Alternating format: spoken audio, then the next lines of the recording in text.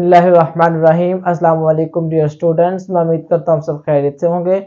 हम 10th class का math कर रहे थे, उसका फर्स्ट चैप्टर, उसका नाम कोऑर्डिनेट इक्वेशन है। उसके आज इंशाल्लाह हम एक्सरसाइज 1.3 स्टार्ट करेंगे। उसका मेरे पास फर्स्ट क्वेश्चन और उसका फर्स्ट पार्ट मेरे पास लिखा हुआ मौजूद है। क्वेश्चन को पढ़ते हैं, समझते हैं कि वो आया क्वेश्चन में क्या कह रहा है। वो कह रहा है सॉल्व द फॉलोइंग इक्वेशन। ये जो इक्वेशन है इसको सॉल्व करना है, सिर्फ हल करना है। दर्ज झैल इक्वेशन को हल करना है, लेकिन उन्होंने ये नहीं बताया कि फैक्टराइजेशन के जरिए करना है, कंप्लीटिंग स्क्वायर या क्वाड्रेटिक फार्मूला यूज करते हुए।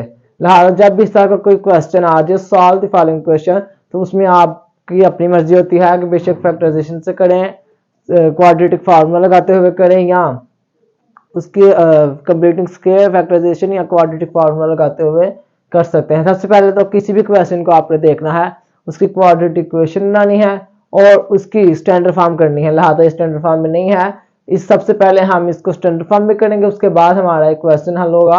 और स्टैंडर्ड फॉर्म क्या है, वो है a constant x square plus b constant x plus c constant. अब हमने पहले इस फॉर्म में इसको लेके आना है, उसके बाद जो आसान मेथड होगा इस क्वेश्चन के मुताबिक उस मेथड को यूज करते हुए अब हम इंशाल्लाह इसका सॉल्यूशन सेट निकाल लेंगे। और साथ में ये जो क्वेश्चन हल करने के बाद आप बच्चे इस काबिल हो जाएंगे कि इस 1.3 की फुल एक्सरसाइज को हल कर सकें स्टेप बाय स्टेप। वही सारे स्टेप्स हैं क्वेश्चंस के, हर same as a same type of questions हैं। और जो चैनल पर नया है उससे गुजारिश है कि चैनल को सब्सक्राइब और बेल आइकन के बटन को क्लिक कर दे ताकि मेरे आने वाली हर वीडियो अब तक आसानी पहुंच सके।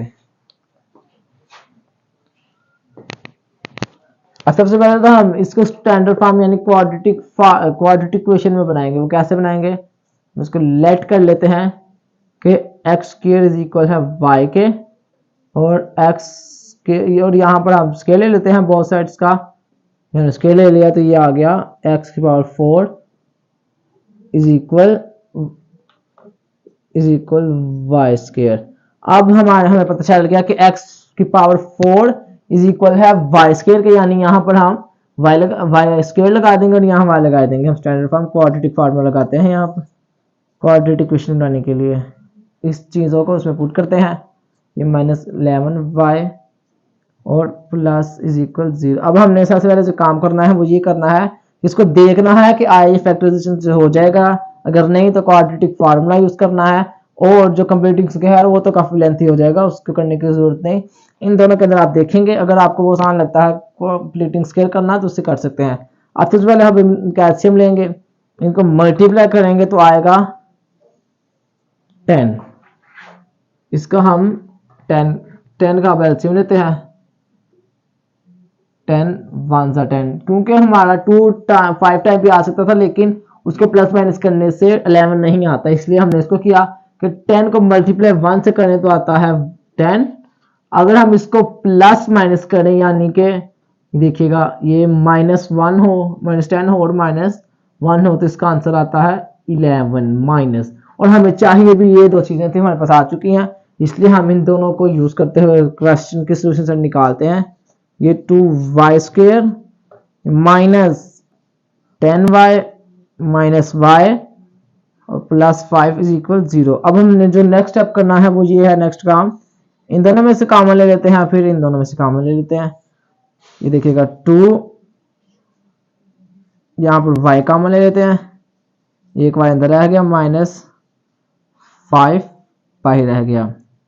यहाँ पर हम -1 कॉमन ले लेते हैं, ये y -5 इज इक्वल 0। जब तक हमारी ये दोनों चीजें सेम नहीं आएंगी तो हमारा आंसर ठीक नहीं आएगा। अब हम इन दोनों को एक करके लिख लेंगे और इन दोनों को लिख लेते हैं। यहाँ पर लिखते हैं 2y -1 और यहाँ पर y -1 इज इक्वल 0। अब हमने इसको भी 0 के इक्वल कर देना है और इसको भी करते हैं।